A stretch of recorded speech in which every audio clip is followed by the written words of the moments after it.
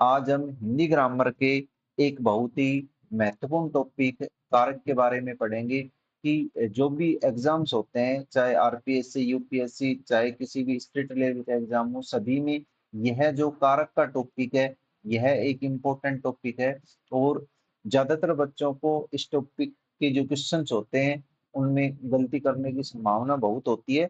तो आज हम कोशिश यही करेंगे कि यह जो टॉपिक है, ये आपको अच्छी तरीके से तैयार हो जाए और कोई भी जो क्वेश्चन है वह इसमें आपका गलत ना हो। तो सबसे पहले हम इसको ये देखेंगे कि कारक आखिर होता क्या है, कारक की परिभाषा क्या है। देखिए कि जब किसी संज्ञा या सर्वनाम पद का संबंध वाक्य में अन्य पदों, विशेषकर क्रिया के साथ जाना जाता है, उसे कारक कहते हैं। अर्थात जो भी वाक्य होता है और वाक्य में जब हम ये पहचान लेते हैं कि यह संज्ञा है, यह सर्वनाम है, यह क्रिया है और यह कोई अन्य पद है, तभी हम ये पता लगा पाते हैं कि इस पद में या इस वाक्य में कौन सा जो शब्द है वह किससे रिलेटेड है। अब जहां तक एक ये बात और आती है कि पद क्या होता है, तो पद की जहां तक बात आती है कि शब्द जो होता है वह जब वाक्य में प्रयुक्त होने लग जाता है, तब वह पद कहलाता है। अब इसमें एक बात ये और देखिए कि विभक्ति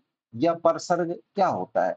विभक्ति का मतलब होता है कि जो कारक के चिन्ह होते हैं, जैसे हिंदी में 8 कारक होते हैं और 8 कारकों के कोई ना कोई पहचान चिन्ह है। अब ये जो पहचान चिन्ह है, इन्हें संस्कृत में विभक्ति कहा जाता है। जब बात आती है कि संस्कृत, हम तो सर पढ़ तो हिंदी रहे, तो फिर हिंदी में क्या होगा, तो हिंदी में उन्हें परसर्ग कहा जाता है। यह भी बहुत ही इंपॉर्टेंट एक शब्द या पद है जो अक्सर परीक्षा में आता है। बच्चे को विभक्ति का तो पता होता है, लेकिन ज्यादातर बच्चों को परसर्ग का पता नहीं होता। तो ये दोनों, ये मान लीजिए कि ये विभक्ति है, यह संस्कृत में प्रयुक्त होता है, और परसर्ग है, यह हिंदी में प्रयुक्त होता है। और सीधे साधे जब हम इसको देखते हैं, तो विभक्ति या परसर्ग का मतलब ये होता है कि जो कारक के आगे जो चिन्ह लगे होते हैं, वो कारक चिन्ह जो होते हैं वो परसर्ग या विभक्ति कहलाते हैं। अब जहां तक इसमें देखिए कि कारक को प्रकट करने के लिए संज्ञा या सर्वनाम के साथ जो चिन्ह लगाया जाता है, उसे हम परसर्ग या विभक्ति चिन्ह कहते हैं। अब अधिकांश से बच्चे तो यही नहीं बता पाते कि भी ये परसर्ग क्या होता है। वो कारक कोई परसर्ग बता देते हैं या उसी को विभक्ति बता देते हैं। तो इसे ध्यान रखना, ये प्रश्न गलत ना हो। जैसे इसमें देखिए कि कारक के प्रकार, हिंदी में कारक 8 होते हैं। सीधा प्रश्न ये भी पूछ लिया जाता है कंपटीशन में कि हिंदी में कारक कितने होते हैं, तो सीधा इसका जवाब यही है कि हिंदी में कारकों के 8 प्रकार होते हैं। उसके बाद यह भी प्रश्न पूछ लिया जाता है कि हिंदी में परसर्ग कितने होते हैं। तो हिंदी में परसर्ग है, जितने कारक होंगे उतने परसर्ग होंगे। तो जहां तक परसर्ग की बात आती है कि हिंदी में परसर्ग कितने होंगे, तो हिंदी में परसर्ग भी कितने होंगे, 8 होंगे। इस तरीके से भी एक दो बार परीक्षाओं में प्रश्न पूछा गया है कि हिंदी में परसर्गों की संख्या कितनी होती है, तो वह 8 होती है। अब इसमें ये हम देखेंगे कि फर्स्ट जो कारक है वह है कर्ता कारक। अर्थात कर्ता कारक क्या होता है, सबसे पहले तो इसमें ये देखेंगे कि इसका चिन्ह क्या है। इसका चिन्ह है ने। अर्थात जो भी वाक्य आएगा, तो वाक्य में जहां भी तुम्हें ये ने देखने को मिल जाए, तो इसका मतलब यह है कि वह वाक्य है, वह कर्ता कारक का है। तो इसमें ये देखिए परिभाषा में क्या आएगा कि क्रिया के करने वाले को कर्ता कारक कहते हैं। अर्थात वाक्य में जो उस काम को करता है वह क्या कहलाता है, वह कर्ता कहलाता है। ये देखिए इसमें जैसे रमन खाना बनाता है, तो यहाँ जो कर्ता है वह रमन है। तो इसमें देखिए कि भूतकालिक क्रिया होने पर ने विभक्ति आती है, बाकी वाक्यों में नहीं आती है। कहने का मतलब यह है कि जो वाक्य होता है, उस वाक्य को सबसे पहले देखना होता है कि वाक्य भूतकाल का है या वर्तमान काल का है या फिर भविष्य काल का है। तो ये देखिए जैसे रमन खाना खाता है, यह वाक्य ये वर्तमान काल का है। अब जब वर्तमान काल का वाक्य, तो इसमें विभक्ति नहीं आई। अब अधिकांश बच्चे ये सोचते हैं कि हमें तो जहां भी नई विभक्ति मिल गई वहीं हम इसको कर्ता कारक को करेंगे, लेकिन यहाँ ने विभक्ति नहीं है। यहाँ ने विभक्ति का लोप इसलिए कि यह वाक्य है, अर्थात जो इसमें क्रिया है ये वर्तमान काल की है। तो जहां क्रिया वर्तमान काल की होती है, वहां उसमें ने चिन्ह का लोप हो जाता है। तो परीक्षा की दृष्टि से यह बहुत ही इंपॉर्टेंट उदाहरण है। नेक्स्ट देखेंगे कि गीत ने पत्र लिखा। गीत कह दो, चाहे इसे आप गीता कह दो, कि गीता ने पत्र लिखा। अब ये जो यहाँ पत्र लिखा है, ये लिखना है, यह वाक्य, यह जो क्रिया है, ये भूतकाल की है।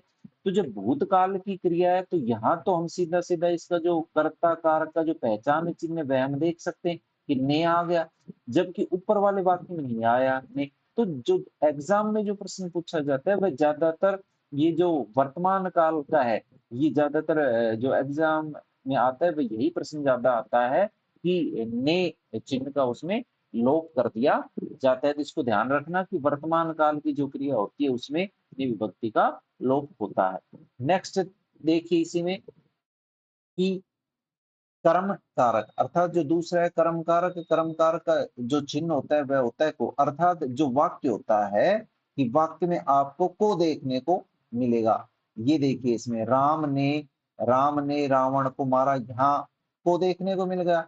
अब प्रथम दृष्टया तो हम ये देख सकते हैं कि जहां भी को मिल गया तो वहां कर्म कारक है।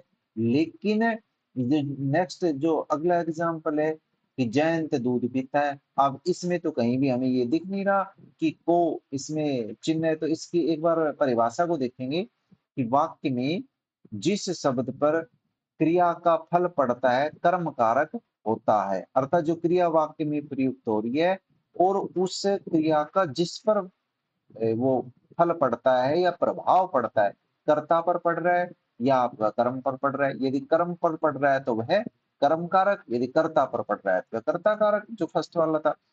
अब इसमें जो देखने की बात यह एक परिभाषा में कि कर्म सजीव हो तो उसके साथ को विभक्ति आती है और निर्जीव कर्म के साथ विभक्ति नहीं आती है।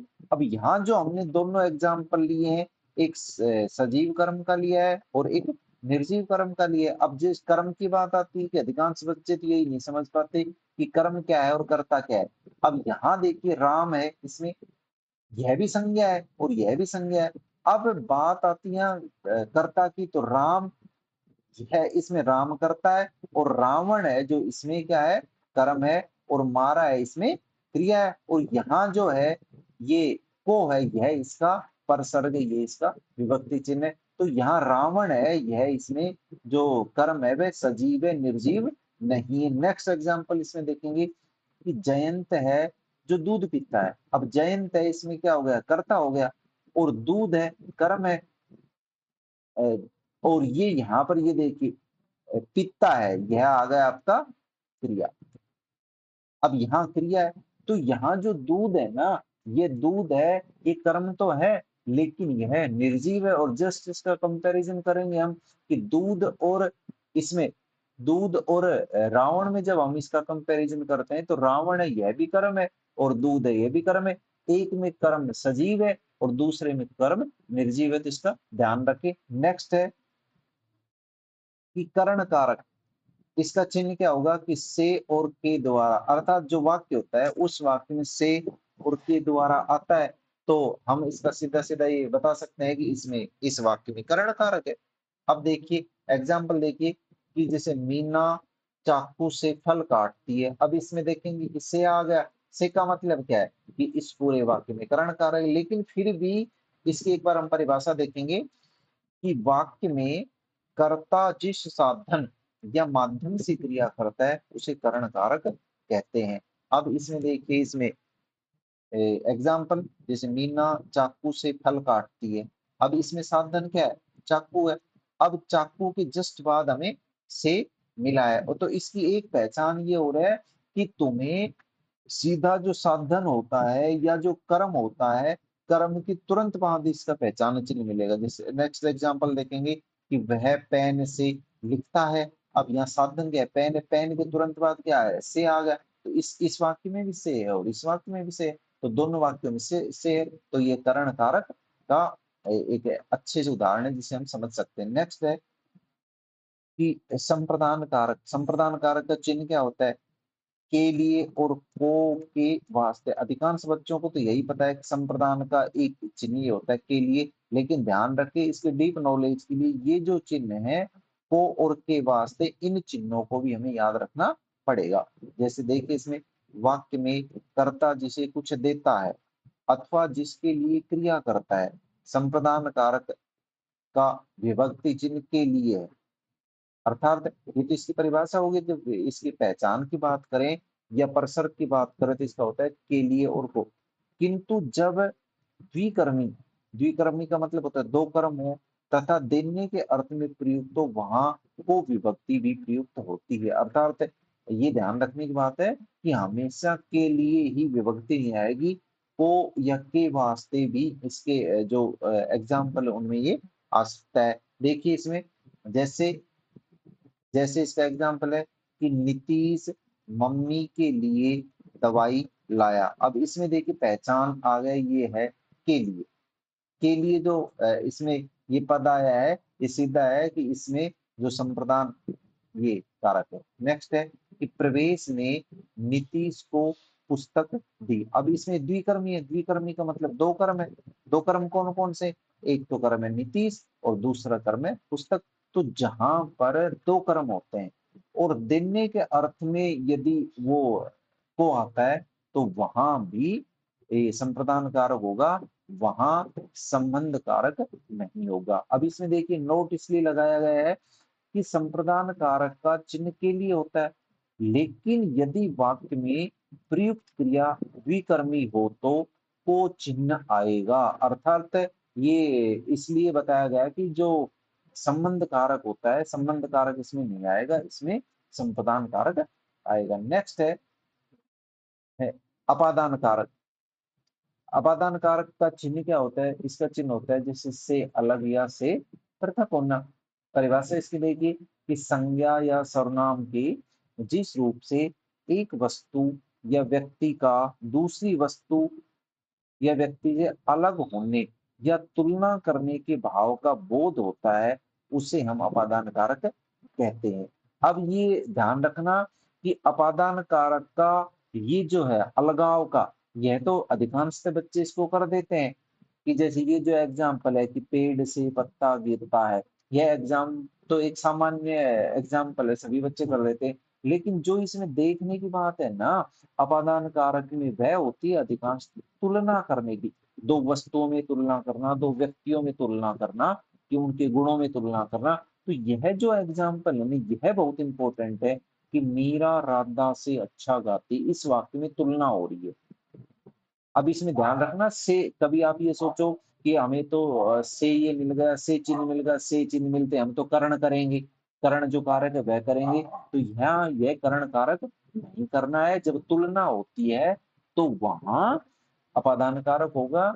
और यदि साधन की बात आती है, ध्यान रखना जो से है ये करण में भी है, करण कारक में भी है, और वहां से जो इसका अपना अपादान कारक में भी आ रहा है। तो ज्यादातर जो एग्जाम्पल आते हैं अपादान ये सिख के पूछता है, तो या फिर वो अपादान के देगा या फिर वो करण के देगा।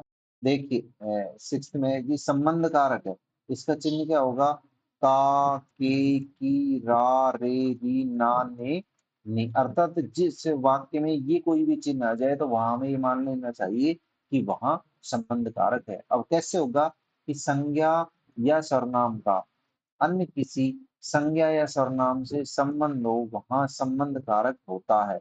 अर्थात ये मान के चलिए कि एक संज्ञा या सर्वनाम आ रही है और वाक्य में एक संज्ञा या सर्वनाम दूसरा और आएगा, तब उनके बीच में ये कोई भी चिन्ह आपको मिल जाए तो वहां तुम ये कह सकते हो वहां संबंध कारक है। जैसे कि मीना की पुस्तक खो गई है, पहचान की। अब यहाँ देखिए मीना, यहाँ पर ये संज्ञा और यहाँ पर ये संज्ञा, ये दो संज्ञा आ गई। तो दो संज्ञाओं के बीच में जो चिन्ह आता है, वह जो चिन्ह होता है वह संबंध कारक का होता है। अब ये जो है अपना कार्य स्वयं करो, ये देखने की जरूरत है इसमें कि इसमें कोई चिन्ह नहीं आ रहा है। तो ऐसे क्वेश्चन बहुत इंपॉर्टेंट होते हैं एग्जाम्पल कि जिनमें कोई चिन्ह नहीं आ रहा, तो वहां हमें ध्यान रखना चाहिए अपना कार्य स्वयं करो, यह संबंध कारक का एग्जाम्पल है। देखिए नेक्स्ट है कि अधिकरण कारक।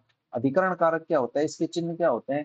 जैसे में है या फिर पर है या फिर पे है। अर्थात वाक्य में जहां पर तुम्हें में मिल जाए, पर मिल जाए या फिर पे मिल जाए, वहां पर अधिकरण कारक होगा। देखिए कि वाक्य में प्रयुक्त संज्ञा या सर्वनाम के जिस रूप से क्रिया के आधार का बोध होता है उसे अधिकरण कारक कहते हैं। जैसे एग्जाम्पल देखिए कि पक्षी आकाश में उड़ रहे हैं। अब इसका पहचान है, इसमें पहचान आ गई में, तो में देखते हैं हम ये पता लगा सकते हैं कि इसमें अधिकरण कारक है। नेक्स्ट है कि मेज पर पुस्तक रखी है। इसका पहचान क्या है? इसमें पहचान पर है, तो उस पर ही बता रखा है कि जब में आ जाए या पर आ जाए पे आ जाए, वहां पर अधिकरण कारक होता है, तो इसका पहचान पर है, तो यहाँ भी आपका अधिकरण कारक होगा। नेक्स्ट देखिए कि संबोधन कारक, इसके चिन्ह क्या है? हे, ओ, अरे, और ये संबोधन चिन्ह और यह है अल्प विराम। हमारा तो दोनों कोई से भी यदि चिन्ह सीधे आते हैं तो वहां पर संबोधन कारक होता है। और अधिकांश से इसमें ये जो है, ये शब्द हैं, ये उसमें जरूर आएंगे। वाक्य में जब किसी संज्ञा या सर्वनाम को पुकारा या बुलाया जाता है, अर्थात ये मान लो किसी व्यक्ति को बुलाया जाता है, अर्थात जिसे संबोधित किया जाए, उसे संबोधन कारक कहते हैं। एग्जाम्पल देखिए, हे प्रभु रक्षा करो। अब यहाँ हे प्रभु, प्रभु को बुलाया जा रहा है, और प्रभु के जस्ट आगे ये जो चिन्ह है, यह चिन्ह, यही इसकी सबसे बड़ी पहचान है कि रक्षा करो। पहचान है संबोधन चिन्ह। और नेक्स्ट है अरे मोहन यहाँ आओ। अब यहाँ जो ये बुला रहे हैं, मोहन को बुला रहे हैं, और इससे पहले ये जो कोमा आ रहा है, यह भी एक तरीके से मान लीजिए जिसे अल्पविराम कहते हैं, यह भी संबोधन कारक की पहचान है। पहचान इसमें होगी अल्प विराम। आपको हमारा ये टॉपिक कैसा लगा? आगे भी हम ऐसे इस तरीके के अच्छे अच्छे वीडियो डालते रहेंगे। आप हमें कमेंट्स करके कमेंट्स बॉक्स में बताइए कि आपको कौन से टॉपिक पर और कैसे वीडियो चाहिए, हम और भी अच्छे बेहतर वीडियो डालेंगे। Thank you.